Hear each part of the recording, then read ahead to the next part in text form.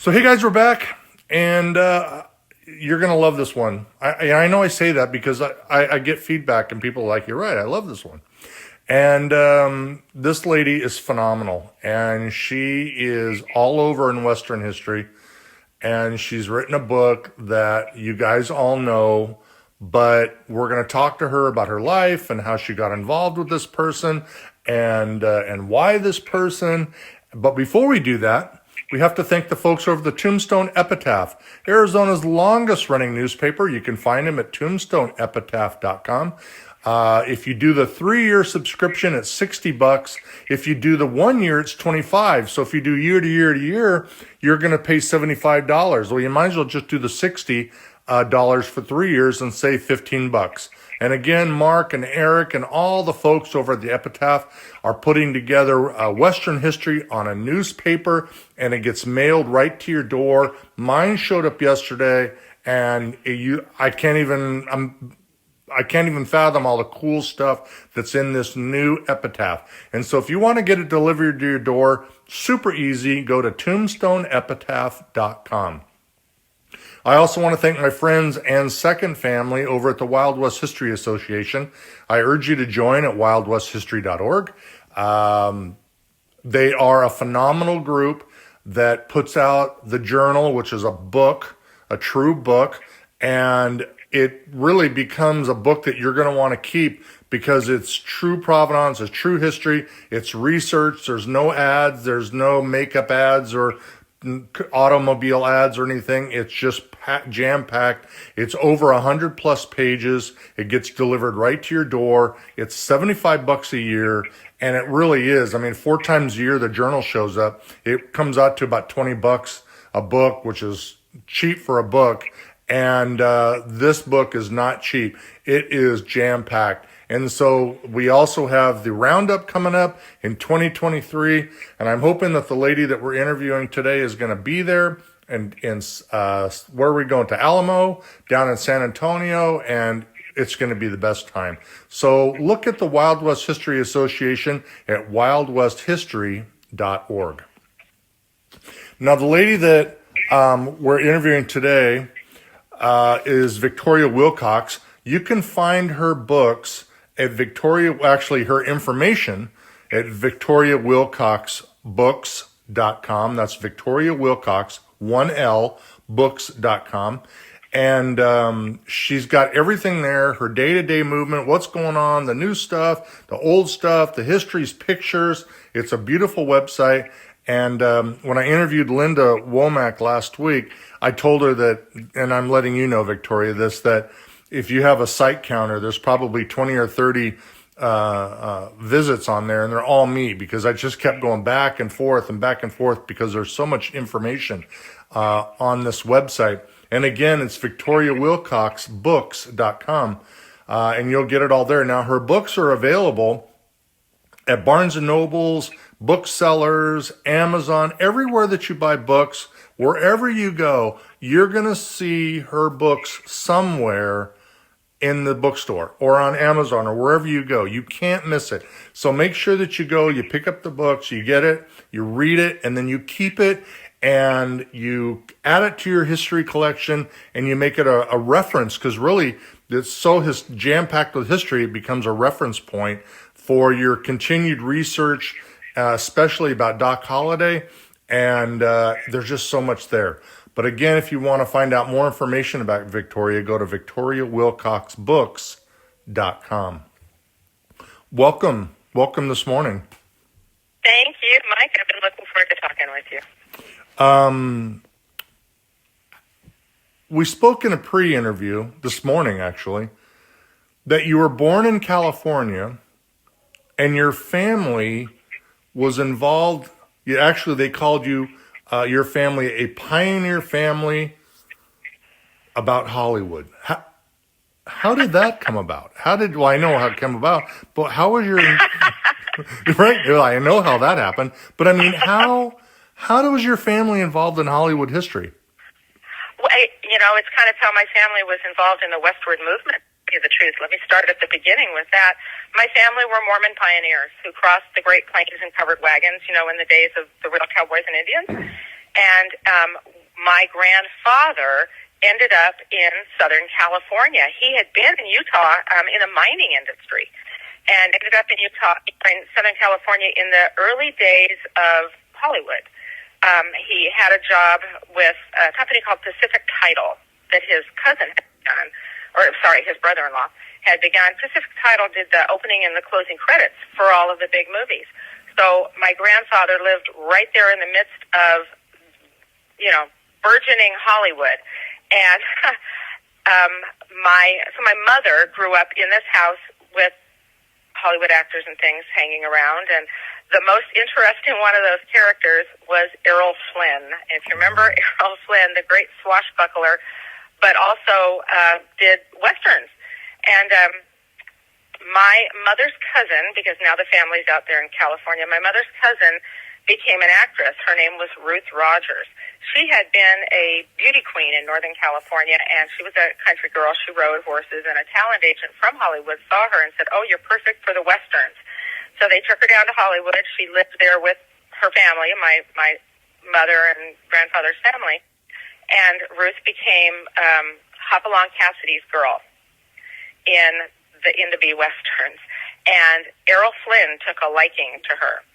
And so Ruth was a very upstanding young woman, living there with her family while doing these westerns. And one night, Errol Flynn showed up at the door drunk, because that was his usual state. And Ruth, he wanted to pick up Ruth for the evening. He thought he'd just drop by and see if she was available, and Ruth was out. And so he tried to pick up my mother, who was 11 years old. That didn't bother Errol Flynn, but it bothered my mother and my grandmother, so they sent him out. So when I say I'm from a pioneer Hollywood family, in lots of ways, pioneers, real pioneers, and early Hollywood as well. And so I grew up with these stories of early Hollywood in my head. My mother didn't think a whole lot of actors because she'd been on the dark side of it with a lot of them. But grew up with westerns as part of my culture. And so I think I have kind of a unique look. I didn't come at westerns from TV westerns in the 1950s. I came at westerns from way back before then, 30s and 40s in Hollywood with the big westerns. So there's my pioneer western heritage. So was that your kind of like, your start to where you said, or your involvement in western, or was it later on? Did you got married, you had kids or family, and did all this stuff, and then later on, or was it always there? There was always this culture of westerns in my family. As I said, we were a Mormon pioneer family. My grandmother had a replica of a covered wagon in her dining room. We had been descended from people who were close personal friends of the prophet Joseph Smith. So this was very much a deep part of my own my own cultural history, my own family background. And then that's all part of, too, the Western history, because my ancestors helped to settle the West. So my Western interest goes, I think, far beyond a character or just the cowboys or just this or that. This is the huge part of my American heritage. My ancestors also sailed across on the Mayflower and settled at Plymouth. And one of our relatives was an accused Salem witch, although he wasn't a witch and he got away. So I am, my mind and my heart are deeply connected to the span of American history. And so for me, Western history is part of that whole movement, not just a small part of it. And so as I got older, there were some Western movies that I saw which brought it to life in a very nice, real way for me. I could picture it. How the West Was Won was one that my family had taken me to see when I was young in the movie theater. Oh, my goodness. I loved how that told all of these different stories that all combined. Loved that film. And then probably the turning point for me in coming to a personal love of Western film was the movie True Grit, the first True Grit. Charles Portis's brilliant novel, and this first one, turned into the John Wayne Western. And it was the first time I'd ever seen, and I'd seen John Wayne, of course, but it was the first time I'd ever seen Glenn Campbell.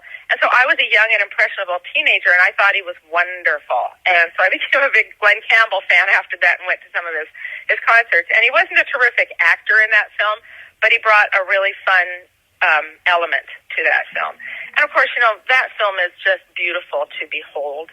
Hal Wallace's picture, beautiful score. And I remembered so well seeing John Wayne, riding on his horse through these shivering aspen trees, which, of course, were not in Arkansas where the book is actually set. They filmed it out, further west. But, the visual images were so wonderful. And, it's no wonder that so many people fall in love with Westerns when you have adventure and history and beautiful settings all tied together. Western stories are very filmable. In fact, just a little aside, a Western was the very first film made in America. The Great Train Robbery. Mm-hmm. There had been a train robbery, not in very recent history, just a couple of years before, and they kind of filmed a version of that because the original films were called movies because they moved, and you needed to film things that moved, not static pictures, not a play. And, things moved in the West. Horses moved, trains moved. And so these became the images of the very first film industry productions because Westerns moved. So, that's a pile to, I guess, dig through. But my personal history, my family history, my tie to American history, and then put all that together with the Hollywood vision of Westerns. I mean, who could resist? But you didn't do Westerns all the time. Because I read that you received a degree in English, that you actually went to college and became a medieval English history major and received a degree in English literature. Now, how does a woman who's bathed in Western history become a medieval English history major and receiving a degree in English lit? Well, I got to say, as an English literature person, I like your use of the word bathed there. I've never thought about myself that way, but that is what it feels like. I'm bathed in this Western history, so that was good. I give you an A on your paper for that one. Thank you. Of course, I love film. I'm out there in the midst of film, and I love music. I'm also a singer and a songwriter and conduct choirs. And I saw the film Camelot. And I fell in love with that history, film, music, put together, loved it, and so I became fascinated with Camelot. And it appears that my family's also linked through family ties to perhaps King Arthur. So that was another family history story for me. And so I became fascinated with that period. And I read everything I could find about English history, delved through all of the novels about English history, and then the Durant's books on history and, English history, everything that was available, I read. And so medieval English history was my core place at that time, and so I thought I would major in that. But, it's a really narrow field. And you get to college and you start to look around, and other things become interesting to you. And I had always written. I'd written my first poems, I think, when I was 4 years old. I'd always written. I was a creative writing class member in high school. I was the head of the creative writing magazine when I was in high school, and so writing was what I did. So I changed over to English at that time, and I actually did after I graduated with my degree in English. I also got minors in psychology and music, and I loved figuring out how people thought, and that really plays into writing about people, about historical characters, because you have to go into why did they think, why did they do what they do. So my psychology work plays into that as well. And then in graduate school, I didn't finish graduate school, but I started graduate school as a playwriting major. So I enjoyed writing dialogue. So, that's an anomaly. My whole life I wanted to write, I wanted to write a book, and I didn't know what it was going to be. And when I first was married, I thought I would write a children's book because I was looking forward to having children, and started on one, and I had clever characters and clever dialogue and no idea what the story was going to be about, which is not how you write. You have a story to tell first. So I always had this desire to write, but then I became busy having a family, and, set it aside for a while. So that's why Western history turned into English literature for me. Did you ever write a book outside of Western history? Like something about the medieval times that's sitting out there that's on your shelf that'll never get... No, I never did. But I've got a lineup of books I'm working on now with Westerns, and I've had so many people say, "What's going to be your next Western?" Well, my interest in writing about Western history is extremely focused on one character, Doc Holliday, and hopefully here we'll talk about why, and people will understand why my focus on Doc and how that really plays into my personal life as well. But I'm writing now another historical novel about the settling of the resort town of Destin, Florida, that starts in 1835 in Connecticut and talks about how a Southern dynasty was formed. I'm writing a book about Salem witches. I've got one about the lady who was the owner of the richest ranch in Texas at one time, who was descended from Scottish nobility and Native American history. So I have a bunch of things going on. But I really devoted myself to being a mother of 4 small kids for quite a while. I did journalism bits and things, wrote plays, wrote musicals, but I didn't do anything as long and difficult as a novel at that time. Maybe we could turn Doc Holliday into a musical. Wouldn't that be fun? That would be fun. On my website, I have a space there where people can listen to some of the songs that were inspiring to me as I wrote his story. Some writers listen to a lot of music while they write. To me, that's distracting. I want silence. I just want to hear my characters talk. But there were points where there were emotional things going on, and I found music that really expressed that emotion to me. And so you get to hear those things. In fact, we're working on the audio book now for Southern Sun, the first book in my Saga of Doc Holliday trilogy. And the intro music is The Water is Wide, because that was the music I listened to when I wrote my Doc Holliday books, most of them. Well, if you're wondering who we're talking to Victoria Wilcox. She is the author of The World of Doc Holliday. That's you can find at bookstores and everywhere, Amazon, wherever you buy your books. And you can also see more about her, what she's got going on, at Victoria Wilcox Books, and that's 1L. The reason I say that is I've gotten so used to talking about Wilcox, Arizona, that has 2. So I want to make sure people understand it's Victoria Wilcox with 1L, books.com, VictoriaWilcoxBooks.com. You mentioned about you sharing that. Doc, what's that? I said I appreciate you sharing that. Thank you. Yeah. It's important because I want people to know, to learn about you, because I think some people, they buy the books, at least I do, which is why I started this podcast about showcasing researchers, historians, writers, which is I read the book and I see the name down, it says buy, and I'm like, what is it? Who's this person? Who's this? What is their story? What motivated them to move forward to spend a year to 2 years or whatever it is of their life and push things aside to write a book? So that's why I'm always interviewing historians and researchers. I love their story, especially like with you about Hollywood. Great stuff. Thank you. I'm going to ask you about the trilogy because please do. I'm a little confused by it. Okay. So, are there 6 books or are there 3? And the reason I ask, is 3. Okay, because the reason I ask is when you go on the website, there's Covers, the Saga of Doc Holliday, but then there's 3 books before with different covers, or is that the Son of Doc Holliday? That's a very good question. No, the Saga of Doc Holliday, and that is my trilogy of 3 books, and I'll tell you how it turned into 3. But it was originally published by one publisher, and then it was picked up by a bigger publisher. And when a publisher republishes the same work, they want to give it new titles and new covers for the sake of bookstore purchasers, not the readers, but this is for the buyers for bookstores, so that they know very clearly which publisher's edition they're buying. So the text is exactly the same. So the first edition was Inheritance, Gone West, and The Last Decision were the titles of the trilogy when it first came out.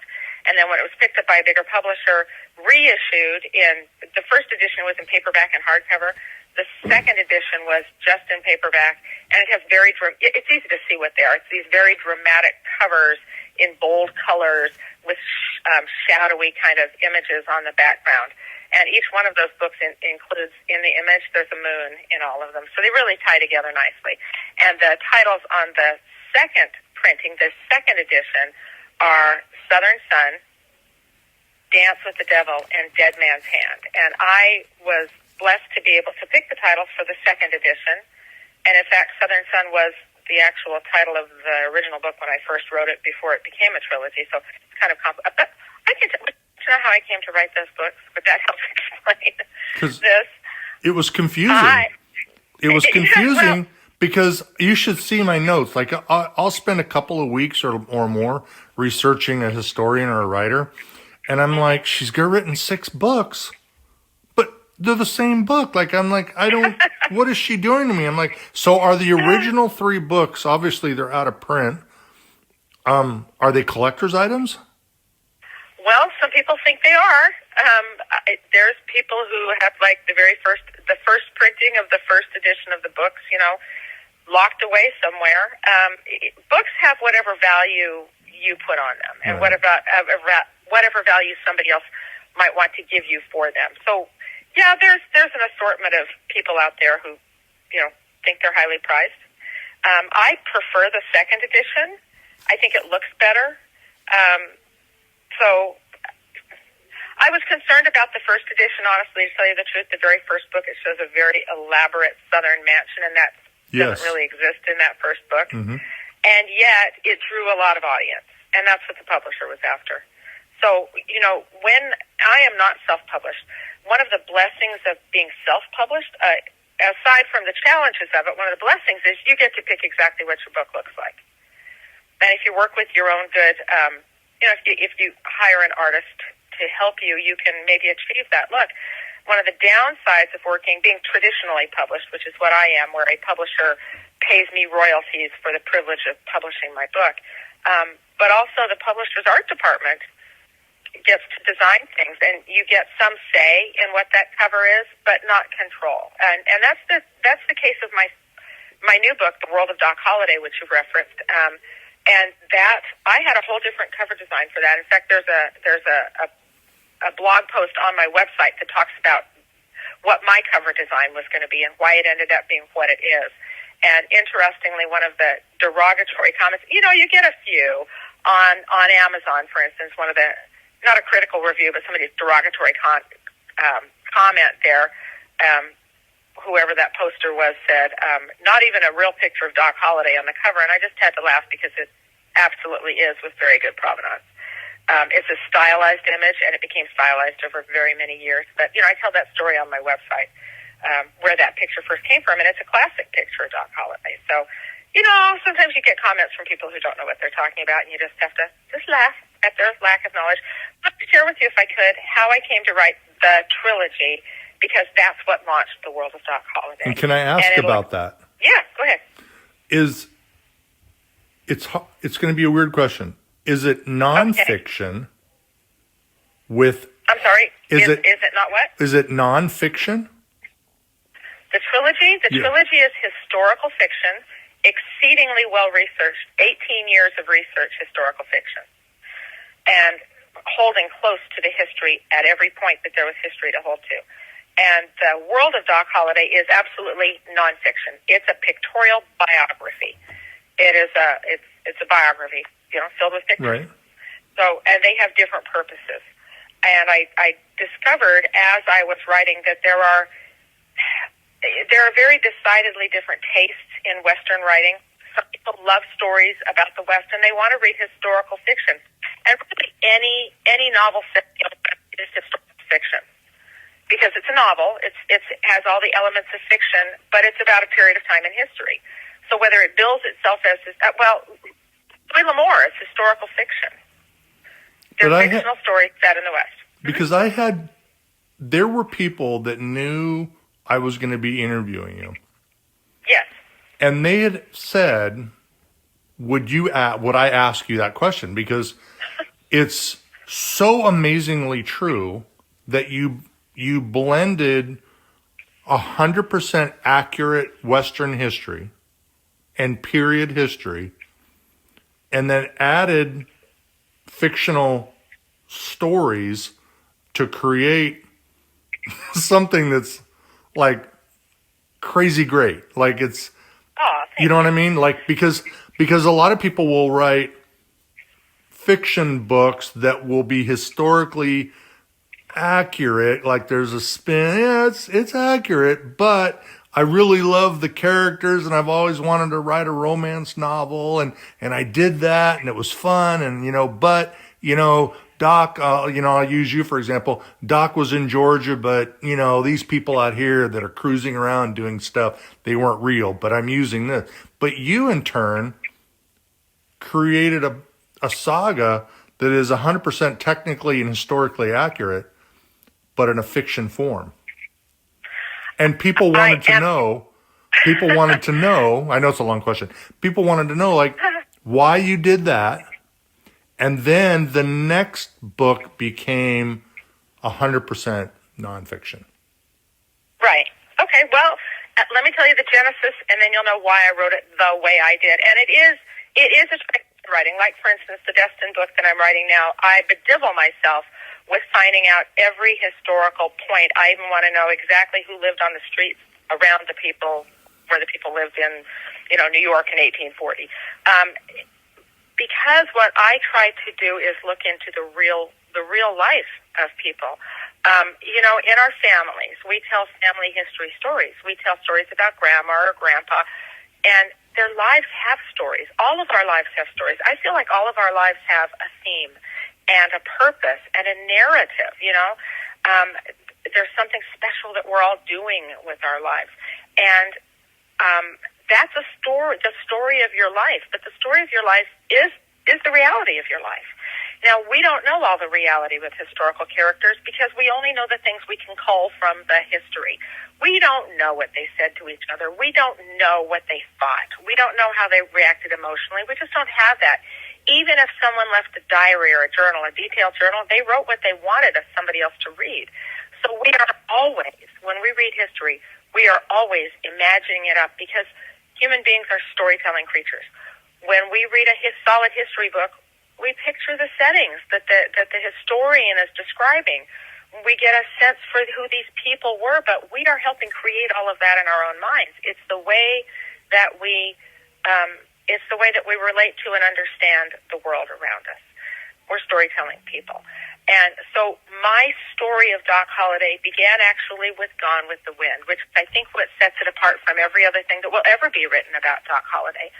In my love of books and love of history, I had read Gone with the Wind several times as a child, or as a youth. I'm very frustrated with Margaret Mitchell for the way the book ended with Ashley leaving. I actually outlined a sequel to that book, which would have been great. I haven't written it. But my husband, we were living in the West, and he was accepted to dental school. He's a dentist, like Doc Holliday, and that gives me also really interesting understanding of Doc's life. He went to dental school in Atlanta, and so we moved to Atlanta for dental school, and I was looking everywhere for Gone with the Wind. There's elements of that, the architecture and some bits and pieces of the Reconstruction history, and I became sort of obsessed with Atlanta history, and I studied it a lot while we were living in Atlanta. So I had a very good understanding of that city, read a lot of books about Atlanta as it was, Atlanta where things used to be. So in my mind, as I was driving through Atlanta, I would see overlaid what I was actually looking at, sort of this mental plastic laying down on top of it, showing me what had been.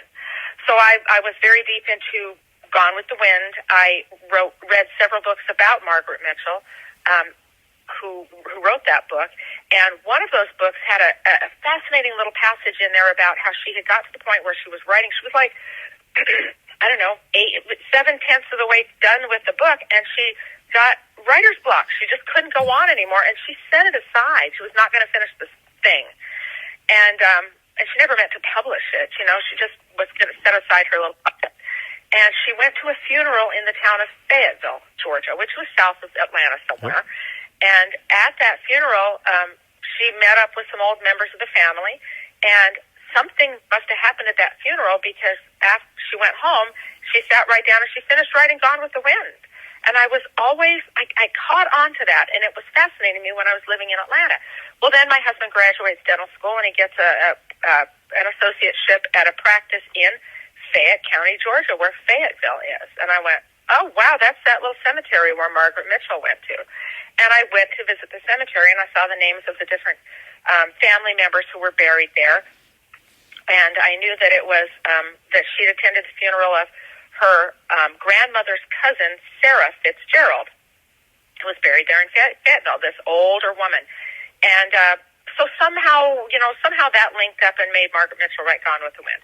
So at about that same time that we'd moved there to Fayette County, and I'd seen the cemetery there, I was driving with my then little girls past this, I drove past this old house in Fayetteville, white columned old Greek Revival style, classic Southern looking mansion, standing right close to the town square there.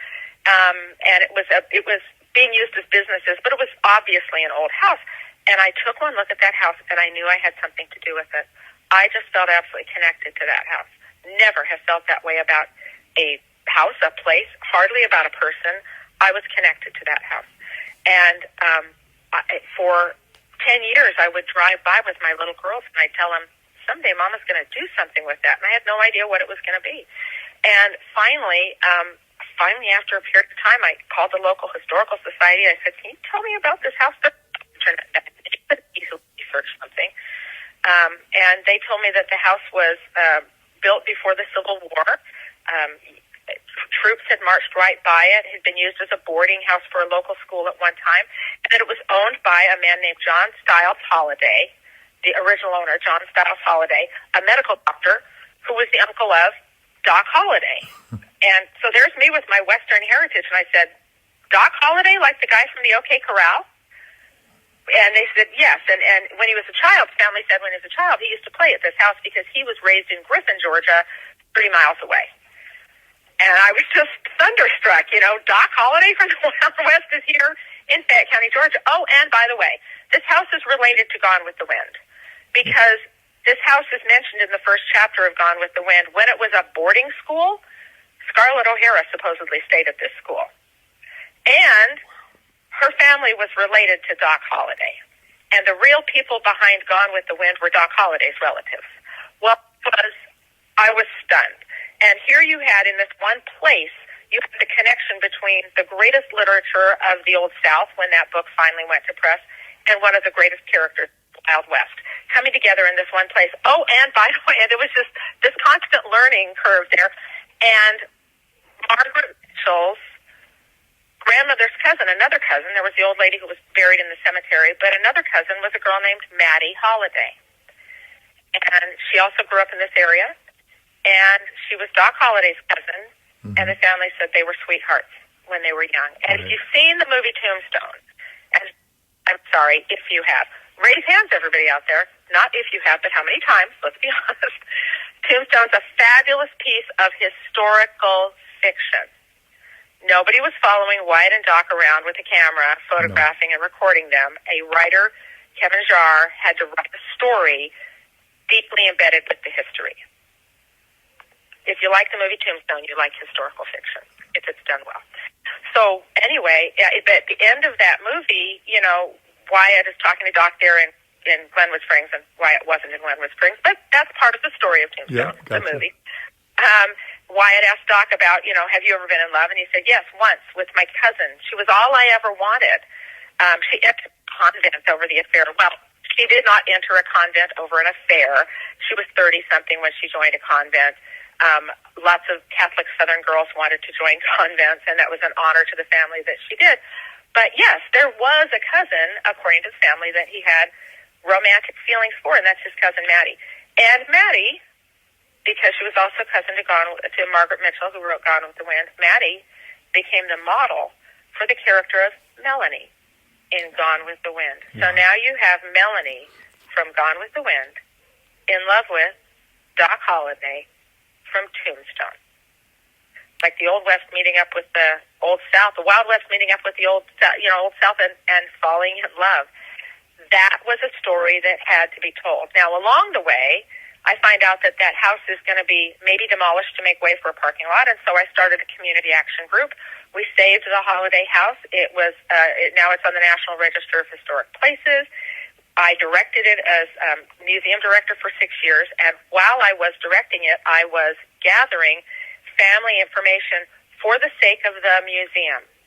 Didn't start out right away to write a book. I was just delving into all that tons of family history so that it could be expressed there in the museum. And I would be interviewed by people or local newspaper interviewers or PBS TV, Turner Broadcasting came down to do an interview with me about this house and its history and its connections to these interesting characters. And every time I would do an interview, they would get the story wrong because it was just reporters trying to scribble down as fast as they could this very complicated history.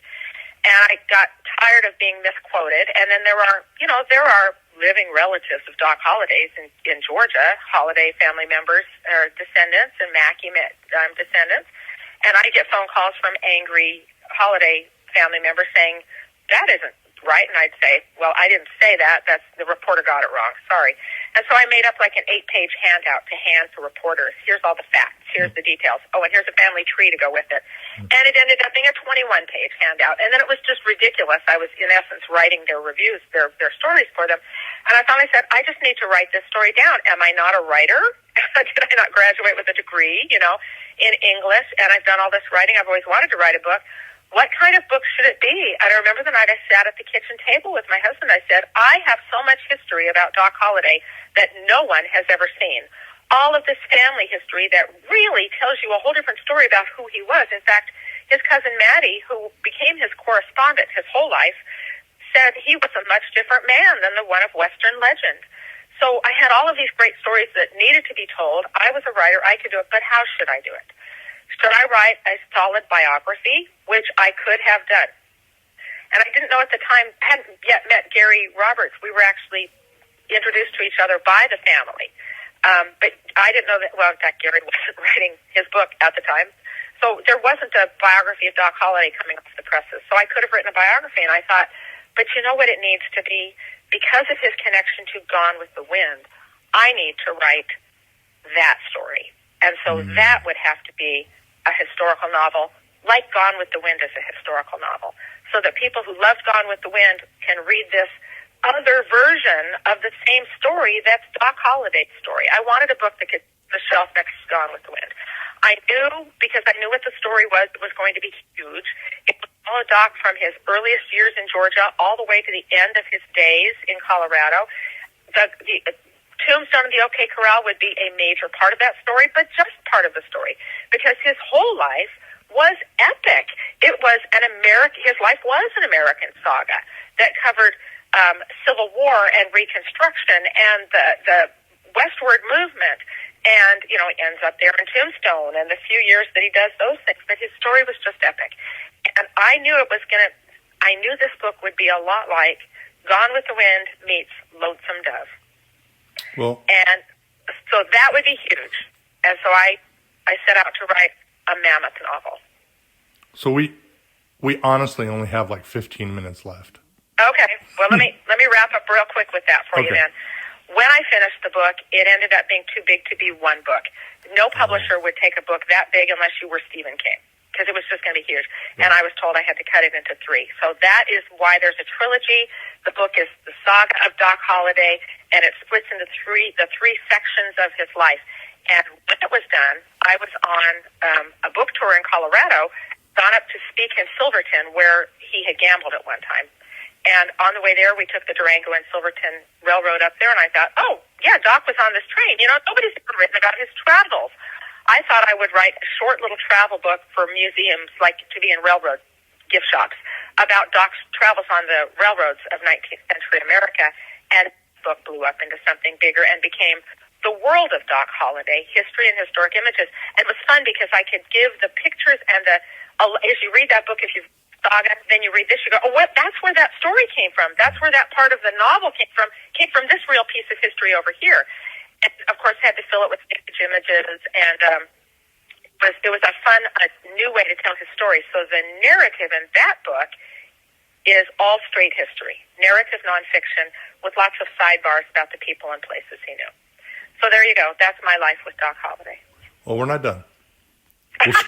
We're going to squeeze more. And will you come back and do this again? Oh, gosh, I'd love to. Okay. Sure. So we're talking to Victoria Wilcox. She has written the saga of Doc Holliday, the trilogy, along with her new book, The World of Doc Holliday, available at bookstores everywhere and Amazon and online.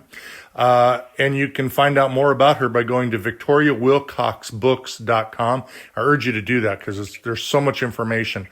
There's even another cover of the Doc Holliday book. I'm not going to ask her now, but I'd like to ask her later, that shows the Prescott photo, along with a train that is a beautiful cover. It's just fantastic. Thank you. I want to ask you, because I'd like to talk to you about that cover. Okay. Real quickly, in 15 minutes. I've never met Gary Roberts. I've interviewed him. He rarely does interviews, but he said yes to me.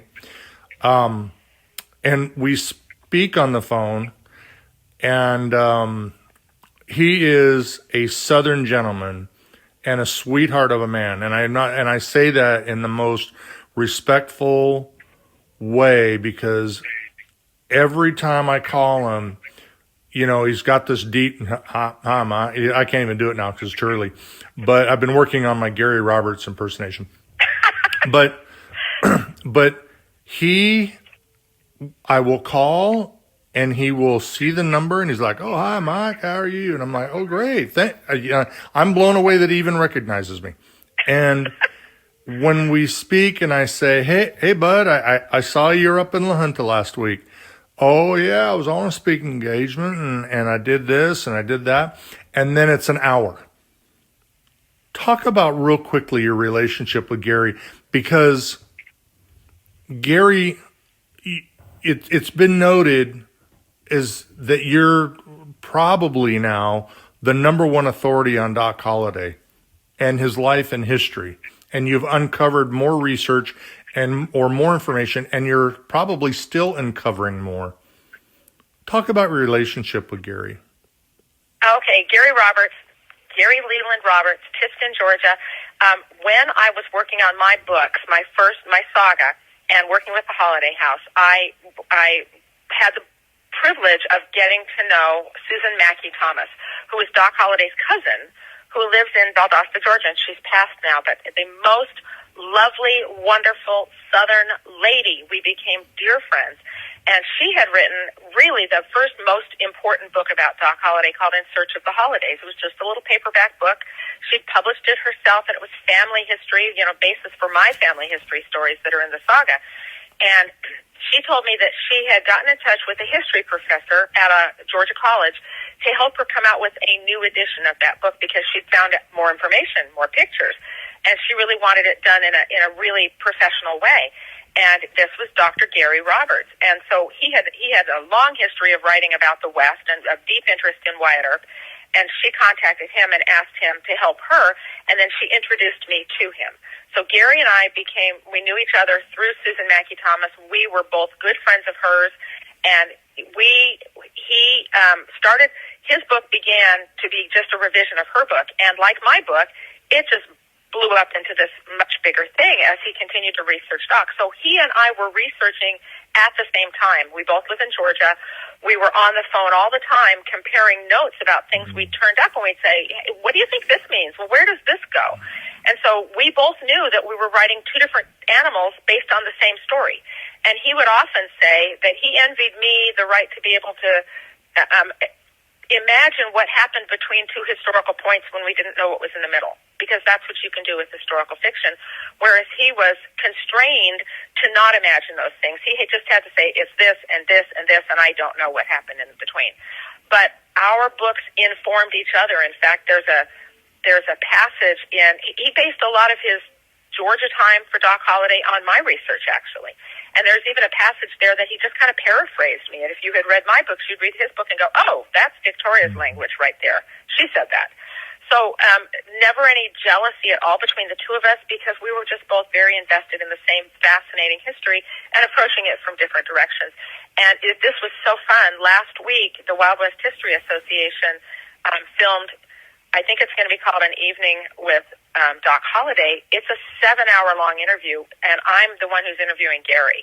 Oh. And we just talked Doc Holliday for, he'd never talked so much on Doc at one time in his life. It was marathon, and I think it's going to be released as a series on their YouTube channel. So if you want to hear, and it's not everything he knows. We didn't even get to everything. But if you want to hear Gary Roberts tell so much about the life and history of Doc Holliday, that's going to be the place for it. And he is just the most wonderful, generous, kind-hearted man. And true historians, I have found, are not jealous of each other's work because it's the history they love. False historians think they own the history they found. We don't own it. It's not our history. It's Doc's history. And we both research it, and we get to talk about it, and we get to share it. And there should never be jealousy with people releasing books on the same topic. I mean, how many books about George Washington have been written? Right. You know, endless. Every writer has their own unique approach and insights.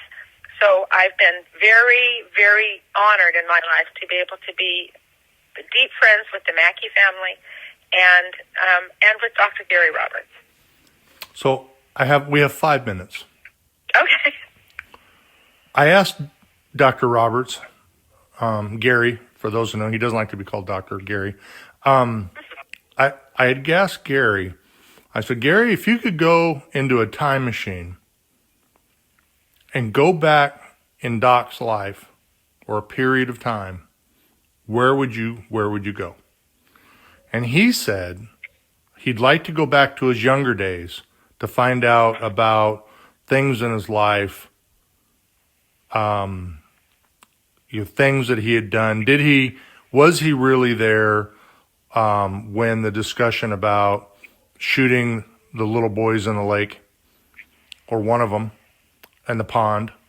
He'd like to go back and find out things. River. What's that? The Withlacoochee River. There you go. And he says, oh, absolutely. I'd absolutely like to go back to that time. And he gave a whole bunch of stuff. I'm going to ask you the same question we have about 4 minutes. If you could go into a time machine and go back into Doc's life, where would you go? Oh, into Doc's life. I thought you were going to ask me where would I like to be. No. I want to find out I want to find out who the woman was he did his property to in Las Vegas, New Mexico. He owned a saloon. He purchased an 8-foot piece of property next to it, and the judge called him in for a second kind of witness to this thing, and he informed Doc that he did not need to include said wife on this deed, and her initials were, I think, A.B. something or other, but in no way, upside down, can we make that be Mary Catherine Hirone or Kate Elder or any of Kate's names. Who was the woman that was said wife on Doc Holliday's property deed in 1878 in Las Vegas, New Mexico? I think it would answer lots of questions about him. Because I go to Las Vegas often. I was just there last month. And I stand on that street and I stare at the two buildings, because there's the real tall building. There's the 2-story one that's, oddly enough, got a cannabis store in it. And then I think that was a bank. And then next to it are the two buildings. And I can never figure out, is it the building on the left? I think it's the building on the right of the two that are up against the tall building. Am I correct in that? Well, if you're talking about Railroad Avenue down there by where the train is, yeah, pretty much. But that was only half of Doc's life. He also had a dental practice on the plaza in Old Town, New Mexico, and his dental equipment still exists, and it's a collector friend of mine owns it. Wow. Well, if you're wondering who we're talking to and speaking to, and I could sit here for hours, but she has a life, and I got to go to work. We're talking to Victoria Wilcox. You can find all of her books on Amazon, everywhere, all booksellers all over the country. Anywhere you live, you can find it on Amazon.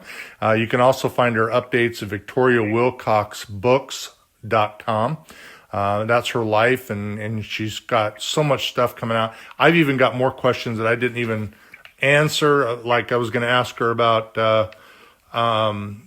Val Kilmer. She got to meet Val Kilmer in 2017. I wanted to ask her about that. Maybe we'll do that for the next interview. Of course, I want to thank my friends at the WWHA. You're a member of the WWHA, I believe, correct?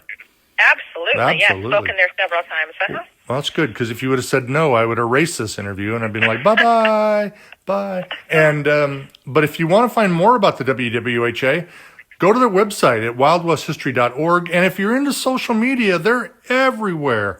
My friend David Geiken, he's running the Instagram page. If you're an Instagrammer, go find the WWHA on Instagram. They've got color photos and information. They're also on Facebook. Gosh, go on their Facebook page, hit that join button, and see all the thing that's going on.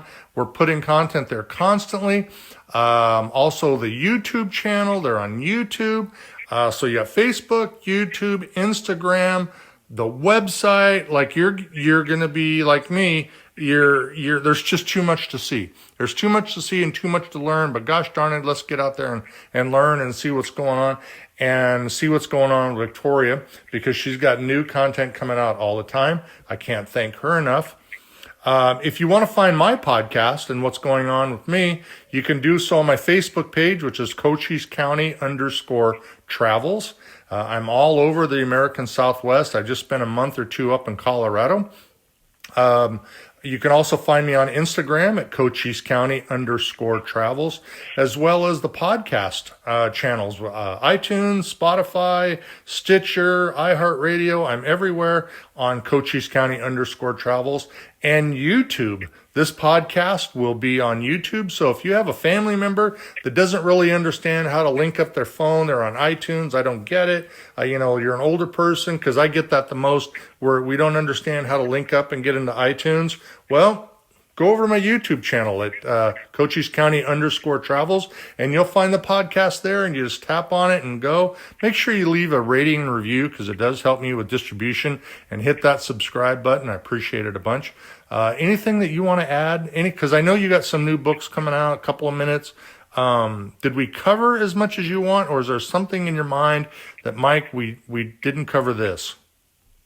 There is always more to know about Doc Holliday, and there are so many stories yet to tell. So, when you've got time, I'd love to come back and explore some more of those. But this has just been so much fun. Mike, you do such a great service to history by exploring behind the scenes of everything that's being written and done. And so we thank you.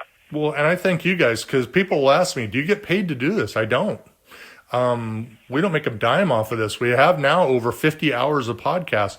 And I do this because I love hearing the backstory and learning about the researcher and the writer. And I think people do too. Besides learning about the story and the history, it's like a total package, right? You understand the process and the person and what goes through it to put a book. Because books, to a researcher, if you're out there thinking, oh, this is so easy, I read it in 2 weeks, that was easy. Like, that's 2+ years, or a year and a half, 2 years, or longer. Like James. Or in my case with the saga, 18 years of research. Right, and writing. 18 years. 18, and people devour it in a week. That's frustrating. And that's why I really want these podcasts out there, so that you understand what a researcher and a writer goes through to put a book out. And sometimes that book, the publisher will look at it and be like, we need to trim it down a little bit, or the format isn't right, and I don't really like the cover, and the forward that you got so-and-so to do, we need to shrink that down. And it becomes very frustrating to the researcher and the historian who this is their life. So I can't thank you guys enough for doing what you do, because I'm never going to write a book. But all of you that are out there doing it, we appreciate you a bunch. Again, I can't thank the WWHA enough. And of course, the Tombstone Epitaph, Arizona's longest running newspaper. Go out and have a great day. Safe travels, and we'll